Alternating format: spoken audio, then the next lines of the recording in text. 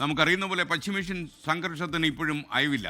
ഇറാന്റെ എണ്ണ കയറ്റുമതി കേന്ദ്രമായ കാർഗ് ഐലൻഡിലെ സൈനിക കേന്ദ്രങ്ങളിൽ വ്യാപകമായ ആക്രമണം അമേരിക്ക നടത്തിയെന്നാണ് മധു കൊട്ടാരക്കര നമ്മോട് പറഞ്ഞത്. ലെബനനിലെ ക്ലിനിക്കിന് നേരെ ഇസ്രയേൽ നടത്തിയ ആക്രമണത്തിൽ കഴിഞ്ഞ രാത്രി 12 പേർ കൊല്ലപ്പെട്ടുവെന്നും വാർത്ത വരുന്നുണ്ട്. സൗദി അറേബ്യയിൽ മിസൈൽ ഡ്രോൺ ആക്രമണങ്ങൾ പ്രതിരോധ സേന പരാജയപ്പെടുത്തിയെന്ന വാർത്ത വരുമ്പോൾ സൗദി അറേബ്യയിലെ ജിദ്ദയിൽ നിന്ന് നമ്മുടെ പ്രതിനിധി ജലീൽ കണ്ണമംഗലം ചേരുകയാണ്. Jaleel, good morning. നല്ലൊരു പ്രഭാതമല്ല എന്ന് ഞാൻ മനസ്സിലാക്കുന്നു. ഇന്നലെ ബഹ്റൈനിലും സൗദി അറേബ്യയിലും ഒക്കെ തന്നെ ഒരുപാട് ആക്രമണ ശ്രമങ്ങൾ ഉണ്ടായി എന്നാണ് പ്രതിരോധ സേന അതൊക്കെ തകർത്തു എന്നാണ് നമുക്ക് ലഭിക്കുന്ന വിവരം. എന്തൊക്കെയാണ് കൂടുതൽ വിശദാംശങ്ങൾ?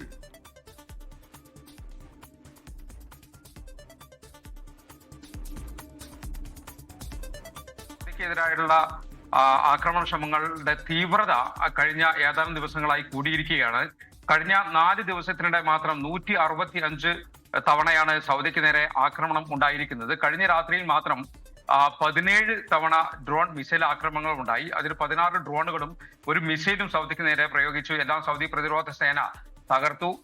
സൗദിയിലെ അൽ ഖർജ്, കിഴക്കൻ പ്രവിശ്യ, റുബൽ ഖാലി മരുഭൂമി തുടങ്ങിയ ഒക്കെ നേരെയാണ് പ്രധാനമായും കഴിഞ്ഞ രാത്രിയിൽ ആക്രമണം ഉണ്ടായിരിക്കുന്നത്. ഓരോ ദിവസം കഴിയും തോറും ആക്രമണങ്ങളുടെ തീവ്രത കൂടുന്ന ഒരു സാഹചര്യമാണ് സൗദിയിൽ കാണുന്നത്. സൈനിക താവളങ്ങളും സൗദിയുടെ എണ്ണ സംഭരണികളും ഒക്കെയാണ് പ്രധാനമായും ഇറാൻ ലക്ഷ്യം വെക്കുന്നത്. ഇന്നലെ നടന്നത് ഇതുവരെ ഉണ്ടായതിൽ വെച്ച് ഏറ്റവും വലിയ ആക്രമണമാണ്. 78 തവണയാണ് സൗദിക്ക് നേരെ ഡ്രോൺ മിസൈൽ ആക്രമണം ഇന്നലെ പകലും മിനിയാന്ന് രാത്രിയുമായി ഉണ്ടായത്. ഇതുവരെ നടന്ന ആക്രമണങ്ങളുടെ എണ്ണം സൗദിക്ക് നേരെ 315 ആയിരിക്കുകയാണ്. കാര്യമായ ആളപായം റിപ്പോർട്ട് ചെയ്തിട്ടില്ല, നാശനഷ്ടങ്ങളും ഇല്ല. എന്നാൽ ഖർജിൽ സൗദിയുടെ മധ്യമേഖലയിലെ അൽ ഖർജിൽ ഇന്നലെ രാത്രി 2 തവണ അലേർട്ട് മെസ്സേജ് ജനങ്ങൾക്ക് ലഭിച്ചിരുന്നു മൊബൈൽ വഴി. ജനവാസ മേഖലയ്ക്ക് നേരെ ആക്രമണം ഉണ്ടാകുന്ന ഒരു പശ്ചാത്തലത്തിലാണ് ഇത്തരം മെസ്സേജുകൾ ലഭിക്കുന്നത്. എന്നാൽ പ്രതിരോധ സേനയുടെ കൃത്യമായ ഇടപെടൽ മൂലം ഒന്നും സംഭവിച്ചില്ല. എങ്കിലും പ്രവാസികളും സ്വദേശികളും ഒക്കെ ആശങ്കയിലാണ്. എന്നാൽ പരിഭ്രാന്തി വേണ്ട എന്ന് അധികൃതർ ആവർത്തിച്ച് അറിയിച്ചിട്ടുണ്ട്. ജനജീവിതത്തെ സൗദിയിൽ ഇതുവരെ കാര്യമായി ഇതൊന്നും ബാധിച്ചിട്ടില്ല എന്നുള്ളതാണ് യാഥാർത്ഥ്യം. സ്കൂളുകളും ഷോപ്പിംഗ് മാളുകളും പൊതുഗതാഗത സംവിധാനങ്ങളും എല്ലാം സാധാരണ പോലെ പ്രവർത്തിക്കുന്നുണ്ട്. സൗദി കിരീടാവകാശി അതേസമയം ഫ്രഞ്ച് പ്രസിഡന്റ് ഇമ്മാനുവൽ മാക്രോണുമായി കഴിഞ്ഞ ദിവസം ടെലിഫോണിൽ സംസാരിച്ചിരുന്നു.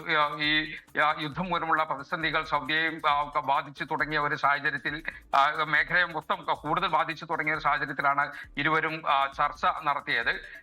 അതോടൊപ്പം തന്നെ UAE വഴി സൗദിയിലേക്ക് വരുന്ന ചരക്കുകൾ നിലച്ചതോടെ വരും ദിവസങ്ങളിൽ അത് സൗദിയുടെ വിപണിയിൽ സാധനങ്ങളുടെ ലഭ്യത കുറവുണ്ടാവും എന്ന രീതിയിലേക്ക് പോവുകയാണ്.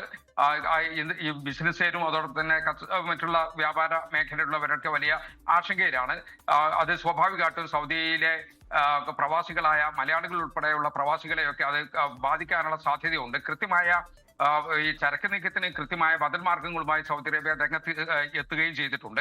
സൗദിയുടെ പടിഞ്ഞാറൻ പ്രവിശ്യയിലെ ജിദ്ദയും യാംബുവും ഉൾപ്പെടെയുള്ള തുറമുഖങ്ങൾ വഴി ഗൾഫ് മേഖലയിലെ ചരക്ക് നീക്കങ്ങൾ മുന്നോട്ട് കൊണ്ടുപോകാനാണ് ഇപ്പോൾ നീക്കം നടക്കുന്നത്. അതേസമയം വിദേശ ഉംറ തീർത്ഥാടകരുടെ വരവ് സൗദിയിലേക്ക് വളരെയധികം കുറഞ്ഞു.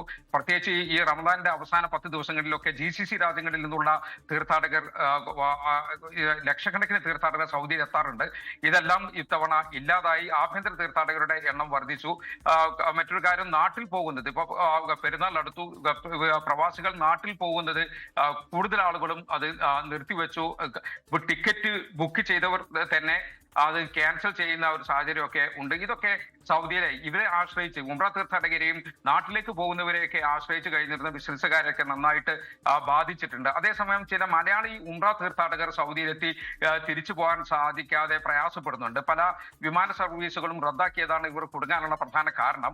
ഉംറ ഏജൻസികൾ വഴിയാണ്, അതായത് ഉംറ ഗ്രൂപ്പുകൾ, നാട്ടിലുള്ള ഉംറ ഗ്രൂപ്പുകൾ വഴിയാണ് ഇവർ സൗദിയിലെത്തിയത്. എന്നാൽ വിമാനം റദ്ദായതോടെ പലരുടെയും യാത്ര മുടങ്ങി. ഉംറ ഏജന്റ് ഇവരെ കൈവിട്ട ഒരു അവസ്ഥയുണ്ട്. ഇവർക്ക് ഭക്ഷണമോ താമസമോ ഒന്നും മക്കയിലും മദീനയിലൊന്നും കൃത്യമായിട്ട് കിട്ടാത്തൊരു സാഹചര്യമുണ്ട്. അതുകൊണ്ട് തന്നെ ഇവർക്ക് തിരിച്ചു പോകാനുള്ള ടിക്കറ്റിന് അവർ വളരെയധികം പ്രയാസപ്പെടുന്നുണ്ട്. സ്വന്തം ടിക്കറ്റ് എടുത്ത് പോകണം എന്നൊക്കെ ഏജന്റ് ഇവരെ അറിയിച്ചു എന്നൊക്കെയാണ് പറയുന്നത്. ഇങ്ങനെയുള്ള ആളുകൾ, തീർത്ഥാടകർ മക്കയിലും മദീനയിലും ഒക്കെ ഇപ്പോൾ പ്രയാസപ്പെടുന്നുണ്ട്. അതുകൊണ്ട് തന്നെ വ്യാജ ഏജന്റുമാരുടെ ചതിയിൽപ്പെടുന്നവർ, വ്യാജ ഏജന്റുമാർ വഴി ഉംറയ്ക്ക് വരുന്നവർ പ്രത്യേകം ശ്രദ്ധിക്കണമെന്നാണ് സാമൂഹ്യ പ്രവർത്തകർ ഈ സമയത്ത് ഉണർത്തുന്നത്. SK. Okay, thank you. Jaleel കണ്ണമംഗലമാണ് ജിദ്ദയിൽ നിന്ന് വിവരങ്ങളുമായി ചേർന്നത്.